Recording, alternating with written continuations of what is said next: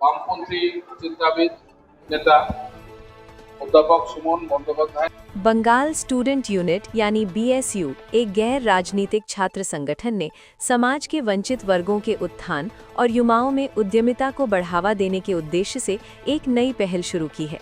College और विश्वविद्यालय के छात्रों द्वारा स्थापित बीएसयू पर्यावरण संरक्षण, पशु कल्याण, महिला बाल सुरक्षा और सामाजिक जागरूकता जैसे मुद्दों पर लगातार सक्रिय रहा है। अब संगठन छात्रों में स्टार्टअप और उद्यमिता संस्कृति को बढ़ावा देने के लिए मार्गदर्शन और मेंटरशिप भी प्रदान कर रहा है। इसी क्रम में 19 दिसंबर को हावड़ा के मारियाज डे स्कूल में बीएसयू की ओर से विशेष कार्यक्रम का आयोजन किया गया, जिसमें सामाजिक सेवा और युवा सशक्तिकरण का संदेश दिया गया। सुरेश्वर दत्ता फिलैंथ्रोपिक सोसाइटी के सहयोग से आयोजित राइज एंड रिवाइव कार्यक्रम समाज सुधारक सुरेश्वर दत्ता की 15वीं पुण्यतिथि को समर्पित रहा। आयोजकों के अनुसार ये कार्यक्रम युवाओं के लिए आत्मनिर्भरता और सामाजिक जिम्मेदारी की दिशा में एक महत्वपूर्ण कदम है। कोलकाता से रिंकू गुप्ता की रिपोर्ट। আজকে এই যে 19শে ডিসেম্বর আমরা প্রত্যেক বছর পালন করি শ্রী সুরেশ্বর দত্তের মৃত্যুদিন হিসেবে। উনি একজন এমিনেন্ট লয়ার ছিলেন এবং পশ্চিমবঙ্গের খুব চেনা সোশ্যালিস্ট লিডার ছিলেন। উনি হাওড়া কোর্টের অ্যাডভোকেট ছিলেন। ওনার গত হওয়ার পর এটা 15তম ডেথ অ্যানিভার্সারি আমরা পালন করি। প্রত্যেক বছরই একটা ব্লাড ডোনেশন ক্যাম্প আমরা করি এই উদ্দেশ্যে, যেটা স্বেচ্ছায় রক্তদান শিবির। এটার জন্য এই কোনো গিফট নিয়ে বা এখন যে রক্তদানের যে কালচার হয়েছে, যে গিফটে নিয়ে রক্ত দেওয়া, এটার আমরা ঘোর বিরোধিতা করে স্বেচ্ছায় রক্তদান আমরা সমর্থন করি, যাতে আগামী যুব সমাজ যাতে এই প্রেরণাতে এগিয়ে যায় যে রক্ত দেওয়াটাই একটা গিফট, ওর জন্য আবার কোনো গিফট পাওয়াটা ঠিক নয়। তার সাথে সাথে ছিল আমাদের job fair, free health check up camp, যেটা আপনারা জানেন 2024 সালের মর্মান্তিক ঘটনা ডক্টর অভয়ের সাথে যেটা আরজি করে হয়, ওই স্মৃতিতে আমরা প্রত্যেক এই আগের বছর থেকে শুরু করেছি অভয়া ক্লিনিক। এখানে free health check up camp আমরা অর্গানাইজ করি। তার মধ্যে বিভিন্ন test, blood sugar test, ECG, প্রত্যেকটা ব্যবস্থাই ক্যাম্পাসের মধ্যে করা আছে।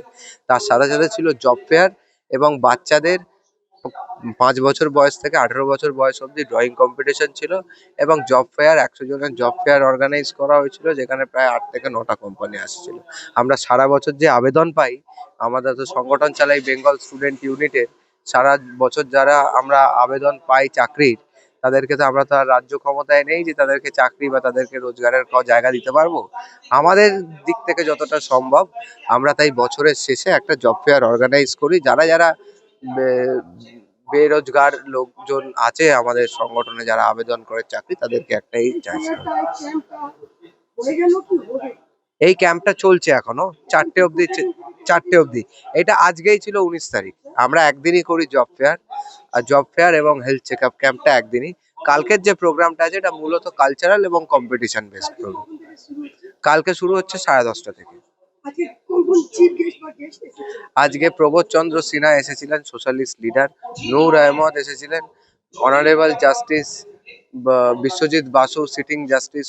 উনি এখনো উপস্থিত হতে পারেননি, কিন্তু ওনার টিম থেকে বলা হয়েছে যে উনি কিছুক্ষণের মধ্যেই উপস্থিত হচ্ছেন। অর্গানাইজ করেছে মেনলি দুটো সংগঠন, একটা হলো বেঙ্গল স্টুডেন্ট ইউনিট, যাদের ছাত্র যুবরা এক হয়েছে, এবং Sureshwar Dutta philanthropic society trust, যেটা। আমার নাম আদিত্য দত্ত, আমি বেঙ্গল স্টুডেন্ট ইউনিটের সভাপতি এবং সুরেশ্বর দত্ত ফিলান্থ্রপিক সোসাইটির সেক্রেটারি। আমার নাম সৌরনীল সাহা, আমি বেঙ্গল স্টুডেন্ট ইউনিটের কোর কমিটি মেম্বার। আজকে আমাদের এখানে অনেক কটা প্রোগ্রাম হচ্ছে, ব্লাড ডোনেশন ক্যাম্প হচ্ছে, জব ফেয়ার হচ্ছে, আর কালচারাল প্রোগ্রাম হচ্ছে। কালকে এই প্রোগ্রামটার সেকেন্ড ফেজ আছে, যেখানে আমরা কালচারাল প্রোগ্রাম এবং কম্পিটিশন করছি অল। হ্যাঁ, কালকে লাস্ট প্রোগ্রাম আছে। হ্যাঁ, এটা প্রত্যেক বছর হচ্ছে। এইটা আগে 15 বছর হতো, লাস্ট 2 বছর ধরে এটা কোলাবোরেশনে Bengal student unit Sureshwar Dutta philanthropic সোসাইটির সঙ্গে করছে। वामपंथी चिंताविद नेता अध्यापक सुमन बंदोपाध्याय गणतांत्रिक चिंताविद এবং অধ্যাপক। আজকে মোটামুটি উনি পশ্চিমবাংলার শাসক দলের সাথে যুক্ত আছেন। ডক্টর স্বরূপ ঘোষ, উনি আরএসএস এর চিন্তার ধারক বাহক, বিষয়ে বর্তমান গণতান্ত্রিক পরিস্থিতি ও যুব সমাজের ভূমিকা। এরপরে চতুর্থ স্পিকার হিসাবে আমার নাম রয়েছে। এই অনুষ্ঠানের ভিতরে বা আগে কলকাতা হাইকোর্টের জাস্টিস বিশ্বজিৎ বসু উনি চলে আসবেন, তাড়াতাড়ি এলে উনি উদ্ঘাটন করবেন। তো এখন ভিটে মাটি বিক্রি হচ্ছে, মানুষ বাঁচছে না। তার মধ্যে কতিপয় যারা এখনো এই ব্যবস্থার বাইরে থেকে তারা সংগ্রাম করে যাচ্ছেন, তার মধ্যে ফুয়াদ সাহেব অগ্রগণ্য।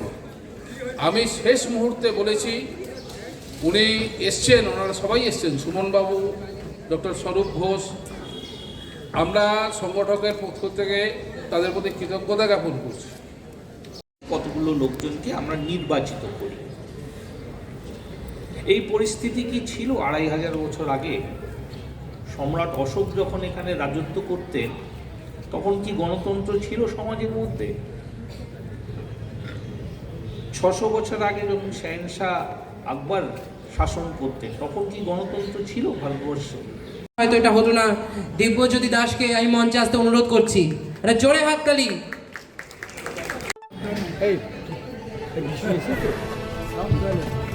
আসার কথা